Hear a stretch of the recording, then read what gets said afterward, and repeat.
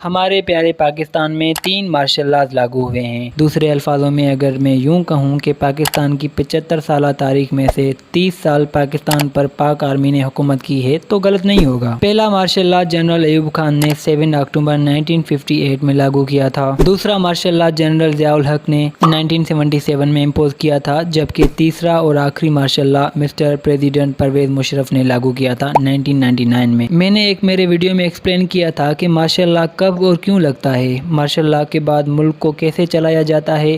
I explained in that video۔ اگر آپ نے نہیں دیکھا تو نیچے ڈسکرپشن میں نے لنک پرووائڈ کی ہے، you can watch it۔ Pakistan میں 3 مارشل لاز لگ چکے ہیں۔ پہلا martial law as I told you کہ جنرل ایوب خان نے لاگو کیا تھا اور ان کا امپوز کیا ہوا مارشل لا 1958 سے 1971 تک لاگو تھا، جو کہ ٹوٹل 12-13 سال بنتے ہیں، جو کہ دوسرے مارشل لاز کی کمپیریزن میں کافی لمبا عرصہ ہے۔ So as I am stressing much on this martial law تو obviously اس ویڈیو میں ہم فرسٹ مارشل لا کے بارے میں بات کریں گے۔ 1947 میں ہم نے آزاد پاکستان تو حاصل کر لیا تھا، لیکن اس آزاد ریاست کو چلانے کے لیے 9 سال کے طویل عرصے کے بعد 1956 میں ملک کے لیے کانسٹیٹیوشن بنا پائے، جبکہ دوسری طرف پاکستان کے ساتھ ہی جنم لینے والی آزاد ریاست ہندوستان نے 1950 تک اپنا کانسٹیٹیوشن بنا لیا تھا۔ کانسٹیٹیوشن بیسیکلی ملک کا بیک بون مانا جاتا ہے۔ اس میں قاعدے قانون ہوتے ہیں اور ایک ڈیموکریٹک کنٹری کو چلانے میں کانسٹیٹیوشن کی بے تحاشا ضرورت ہوتی ہے۔ لہٰذا ایک آزاد پاکستان بنتے ہی پاکستان گورنمنٹ نے 1947 میں انڈیا ایکٹ 1935 میں تھوڑی بہت چینجنگز کر کے عارضی طور پہ نافذ کیا۔ 9 سال کے طویل عرصے کے بعد پاکستانی حکومت نے 23 مارچ 1956 کو اپنا پہلا کانسٹیٹیوشن متعارف کروایا، بٹ سیڈلی انفارچونیٹلی 1956 کا آئین 2 سال تک ہی عمل میں رہ سکا، کیونکہ 7 اکتوبر 1958 کو جنرل ایوب خان نے یہ پہلا کانسٹیٹیوشن سسپینڈ کر دیا تھا اور مارشل لا اناؤنس کر دیا تھا۔ آزادی کو 11 سال ہو گئے تھے، لیکن پاکستان حکمرانی سسٹم اب تک تجربات سے گزر رہا تھا،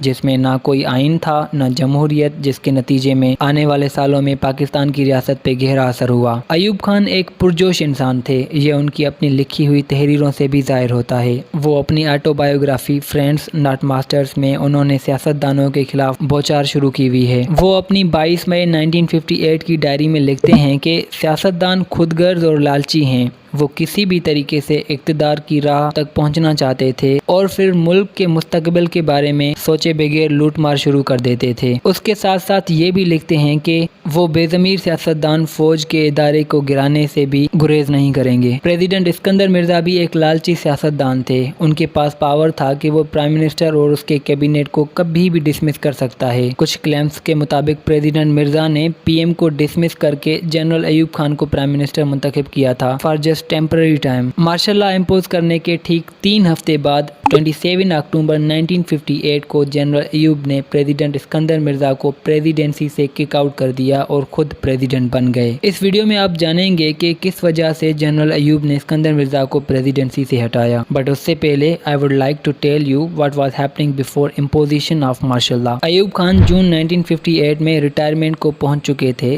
جب ڈیفینس منسٹر ایوب کھڑو نے جنرل ایوب خان کو مشورہ دیا کہ وہ اپنی مدت ملازمت میں توسیع کی سفارش کرے۔ مدت ملازمت میں توسیع کرنے کے اختیارات پریزیڈنٹ اسکندر مرزا کے پاس تھے۔ جنرل ایوب نے کیا کرا کہ وزیر اعظم فیروز خان نون پہ دباؤ ڈالا کہ وہ صدر اسکندر مرزا کو توسیع کرنے کی سفارش کرے۔ پریزیڈنٹ اسکندر مرزا نے جنرل ایوب کی مدت ملازمت میں توسیع کرنے کا فیصلہ دیا اور 9 جون 1958 کو جنرل ایوب خان کو توسیع دے دی گئی۔ جنرل ایوب پاکستان کے سیاسی لوگوں سے تو ویسے ہی خفا تھے۔ مدت ملازمت میں توسیع کے بعد جنرل ایوب 25 سپٹمبر 1958 تک اپنے کولیگز کے ساتھ ملک کی سلامتی، سیاسی اور معاشی صورتحال پر تبادلہ خیال کرتے رہے۔ ہر میٹنگ میں انہوں نے سیاستدانوں کے کردار پر غصے کا اظہار کیا اور ان کو ملک کی معیشت کمزور کرنے کی سازش قرار دیتے رہے۔ جنرل ایوب نے کہا کہ ایسے حالاتوں میں عوام کو لگ رہا ہے کہ فوج اپنے فرائض میں ناکام ہو رہی ہے۔ بہرحال ایوب خان نے گیریزن کے دورے جاری رکھے۔ 20 سپٹمبر 1958 کو حکومت ایک آرڈر جاری کرتی ہے جس کے موجب سیاسی کارکنوں کے لیے فوج جیسی یونیفارم پہننے پر پابندی لگا دی گئی، جس کے 2 دن بعد یہ آرڈر لا بن گیا۔ لہذا 23 ستمبر 1958 کو مسلم لیگ کے خان عبد القیوم نے اس لا کو چیلنج کرنے کا فیصلہ کیا، جس وجہ سے وہ کراچی سٹی اسٹیشن پہنچے۔ جیسے ہی وہ لوگ اسٹیشن پہنچے تو پولیس اور مسلم لیگی کارکنوں میں ہاتھا پائی ہوئی۔ اس وقت ایوب خان ہنزا میں تھے اور انہیں یحییٰ خان نے اس مسئلے سے آگاہ کیا تھا۔ 25 ستمبر 1958 کو آرمی یونٹس موومنٹ میں آ گئے تھے۔ پریزیڈنٹ ہاؤس، جو کہ موجودہ دور میں سندھ گورنر ہاؤس بنایا گیا ہے، وہ اس وقت تمام سیاسی چالوں کا سینٹر تھا، جہاں اسکندر مرزا، وزیر اعظم فیروز خان نون اور ان کے ساتھی مل کر ریت میں نئی لکیریں کھینچ رہے تھے۔ کراچی میں 2 بریگیڈوں کا ایک پرماننٹ کیمپ تھا، ایک انفینٹری اور ایک آرٹلری، لیکن ایک ایکسٹرا انفینٹری کو کوئٹہ سے جنگ شاہی میں کیمپ کے لیے بلایا گیا، جو کہ کراچی سے تھوڑے ہی فاصلے پر ہے۔ لہذا اس وقت کی کرشک سرامک، عوامی لیگ اور مسلم لیگ، یہ 3 ایسی سیاسی جماعتیں تھیں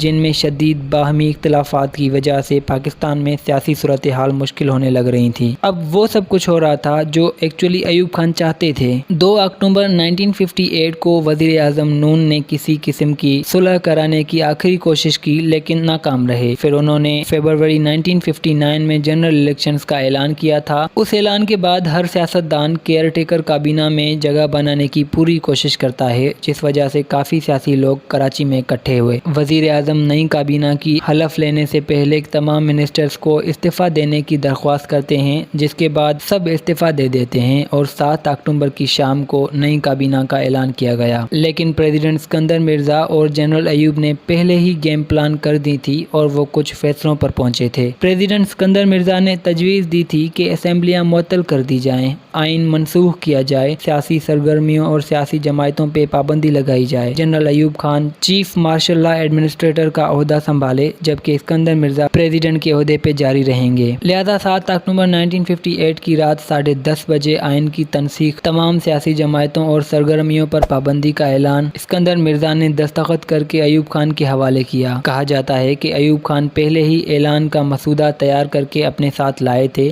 تو پریس ریلیز تیار کر کے اخبارات اور ایجنسیوں کو بھیج دی جاتی ہے۔ ریڈیو پاکستان نے اگلے دن اسے صبح 6 بجے کی بلیٹن میں نشر کر دیا تھا۔ اس دن سے مارشل لا کے احکامات جاری ہونے لگے۔ باسی خانے کی فروخت، اشیاء ضروریہ کی ذخیرہ اندوزی اور یہاں تک کہ ٹریفک جرائم پر بھی سزاؤں کا اعلان کر دیا گیا۔ مارشل لا حکام کی جانب سے ریٹ لسٹ جاری کیے گئے، جس میں اوور چارجنگ پہ سزا کا اعلان کر دیا گیا۔ مارشل لا حکام صفائی سے لے کر سڑک کی تعمیر تک تمام محکموں میں مداخلت کرتے رہے، حتیٰ کہ ایک دن بریگیڈیئر ٹکا خان، جو بعد میں کمانڈر ان چیف بنے، انہوں نے تعلیمی اداروں کو حکم دیا کہ سندھی زبان نہ پڑھائی جائے، کیونکہ بچے ایک وقت میں کئی زبانیں نہیں سیکھ سکتے۔ مارشل لا امپوز کرنے کے کچھ دن بعد ایوب خان ایسٹ پاکستان کی کیپٹل ڈھاکہ کی جانب روانہ ہوتے ہیں، جہاں پہ انہوں نے مارشل لا کے اہلکار مقرر کر کے نظام کا جائزہ لیا اور پھر 15 تاریخ کو واپس ویسٹ پاکستان کی جانب اڑان بھرتے ہیں۔ جنرل ایوب نے فیصلہ کر دیا تھا کہ انہوں نے پریزیڈنٹ اسکندر مرزا کو فارغ کرنا ہے، لہذا 24 اکتوبر کو پی ایم شپ بھی اپنے انڈر کر لیتے ہیں اور منسٹرز کی 12 رکنی کونسل مقرر کرتے ہیں، جس میں 8 سویلین اور 4 جنرل شامل کرتے ہیں۔ 4 فوجیوں میں سے ایک وہ خود تھے، اس کے علاوہ جنرل اعظم خان، جنرل خالد شیخ اور جنرل برکی شامل ہوتے ہیں۔ 8 سویلینز میں سے ایک نوجوان وکیل ذوالفقار علی بھٹو شامل تھے، جنہوں نے ان دنوں ہی کراچی میں اپنا دفتر قائم کیا تھا۔ 27 اکتوبر کو جنرل ایوب نے اسکندر مرزا کو الوداع کرنے کا فیصلہ کیا۔ ایوب خان کی کونسل کے 3 جرنیلوں نے اسکندر مرزا سے بات کی، جنہیں کہا گیا کہ وہ مستعفی ہو جائیں۔ اسکندر مرزا ساری بات سمجھ گئے تھے۔ پھر ان سے پوچھا گیا کہ وہ کہاں جانا چاہیں گے، تو انہوں نے جواب دیا لندن، لیکن کیونکہ اس وقت کوئی فلائٹ دستیاب نہیں تھی، اس لیے اسکندر مرزا اور ان کی اہلیہ کو کوئٹہ بھیج دیا گیا۔ وہاں رات گزارنے کے بعد دونوں کو وسکاؤنٹ طیارہ دیا گیا، جو انہیں لندن لے گیا اور پاکستان کی ابتدائی تاریخ کے ایک باب کا خاتمہ کر دیا گیا۔ یہ مارشل لا 44 منتھس ایکٹیو رہتا ہے۔ اس کے دوران کئی آرمی آفیسرز کو اہم عہدے سونپے گئے، بہت سے سیاستدانوں کو نااہلی آرڈر کے تحت عوامی انتخابات کے اداروں سے خارج کر دیا گیا تھا۔ اس کے علاوہ کافی سول سرونٹس کو ایوب خان نے ڈیوٹی سے مستعفی کر دیا تھا۔ اس کے علاوہ ایوب خان نے دعویٰ کیا کہ پاکستان ابھی تک پارلیمنٹری ڈیموکریسی میں مکمل تجربہ کرنے کے لیے تیار نہیں ہے۔ اس کے ساتھ ساتھ انہوں نے کہا کہ ملک میں نیا آئینی نظام قائم کرنے سے پہلے ایماندار حکومت حکومت قائم کرنا ضروری ہے، اس لیے انہوں نے ایک بیسک ڈیموکریسیز کے لیے ایک منصوبہ شروع کیا جس میں دیہی اور شہری کونسلیں شامل تھیں جو الیکشنز کے ذریعے منتخب کی گئیں، جو مقامی حکمرانی سے متعلق ہوں گی اور نچلی سطح پر ترقی کے پروگرامز میں معاون ہوں گی۔ اس وقت 80,000 بیسک ڈیموکریٹس ملک کی بیسک ڈیولپمنٹ کے پروگرامز کا حصہ تھے۔ پھر جیسے ہی 1960 میں انتخابات ہوئے، ان 80,000 بیسک ڈیموکریٹس میں سے 75,283 نے ایوب خان کی صدارت کو توثیق اور اس کو جائز قرار دینے پہ متفق ہوئے۔ ایوب خان نے ایک کانسٹیٹیوشنل کمیشن قائم کی جن کو ملک کے سیاسی کلچر کے لیے اپروپریٹ حکومتی سسٹم کے بارے میں ریسرچ کرنے کو کہا گیا۔ ایوب خان کی حکومت نے کافی ریفارمز انٹروڈیوس کروائے، ان میں سے 1961 کا ایک فیمس فیملی لاز آرڈیننس تھا جس کے پیچھے دو بنیادی مقصد تھے، ایک یہ کہ خواتین کو تحفظ اور مزید حقوق فراہم کرنا تھا، دوسرا مقصد پاکستان کی تیزی سے بڑھتی ہوئی پاپولیشن کو کنٹرول کرنا تھا۔ اس طرح کے اقدامات مذہبی لوگوں سے برداشت نہیں ہوئے اور ایکچولی یہ مذہبی لوگ جن سے یہ اقدامات برداشت نہیں ہوئے وہ اس وقت اپوزیشن جماعتوں کے حصہ تھے، لہذا ان کے دباؤ کے بعد ایوب خان نے فیملی پلاننگ پروگرام کو ختم کر دیا۔ ایوب خان کی حکومت نے ایک ایسا کام کیا تھا جس کو آج تک سراہا جاتا ہے، وہ ان کی حکومت میں اکنامک ڈیولپمنٹ کی تیز رفتاری تھی۔ 1947 میں آزادی کے ابتدائی دور میں پاکستان کی اینیول اکنامک گروتھ ریٹ 3% تک تھی۔ مارشل لا امپوز کرنے سے پہلے تو اینیول اکنامک گروتھ ریٹ 3% سے بھی کم ہو گئی تھی because of corruption and mismanagement. پر ایوب خان کے دور میں بیرونی ذرائع کی مدد سے ملک کی اکنامی کو ترقی دلوائی اور 1965 تک اینیول انکم 6% سے زیادہ ہو گئی۔ ایوب خان نے مینوفیکچرنگ سیکٹر اور ایگریکلچر پہ زیادہ توجہ دی، ایسے منصوبے نافذ کیے گئے جن سے پاکستان میں سبز انقلاب کا آغاز ہوا اور پیداوار بڑھانے کے مقصد کے ساتھ ساتھ گندم اور چاول کی نئی اقسام متعارف کروائی گئی۔ پازیٹیو اکنامک ڈیولپمنٹ کے باوجود مجموعی طور پر زیادہ تر انویسٹمنٹ ویسٹ پاکستان میں کی جا رہی تھی جس وجہ سے ایسٹ اور ویسٹ پاکستان کے درمیان اختلافات جنم لینے لگے، لہذا انہی دنوں ایوب خان نے طے کیا تھا کہ وہ پاکستان کا نیا کیپٹل سٹی اسلام آباد میں قائم کروائیں گے۔ ایوب کے ایسے کرنے سے کیا ہوا کہ ایسٹ پاکستان کی عوام نے شدید غصے کا اظہار کیا، لہذا ان کے غصے کو ٹھنڈا کرنے کے لیے انہوں نے اعلان کیا کہ ڈھاکہ کے قریب دوسرا لیجسلیٹو کیپٹل سٹی بنانے کا ارادہ کر رہے ہیں۔ ویسٹ پاکستان میں نیو کیپٹل سٹی کے کنسٹرکشن کے آغاز سے بنگالیوں کو تسلی نہیں ہوئی۔ بنگالی ویسے بھی ایوب خان کے مارشل لا امپوز کرنے سے بہت غصہ تھے، ان کا غصہ اس وجہ سے بھی تھا کہ ایوب خان نے 1960 کے عام انتخابات نہیں کروائے اور مارشل لا جاری رکھا، لہذا ایسٹ پاکستان میں رہنے والے بنگالی حکومت کے فیصلوں سے سخت ناراض ہونے لگے۔ ایسٹ پاکستانیوں کو بہت سے شکایات تھیں اور کسی بھی صورت میں ان کو ایوب خان کی فوجی حکومت پہ ذرا سا اعتبار بھی نہیں تھا۔ انڈیا کے ساتھ پانی کے معاہدے کا فائدہ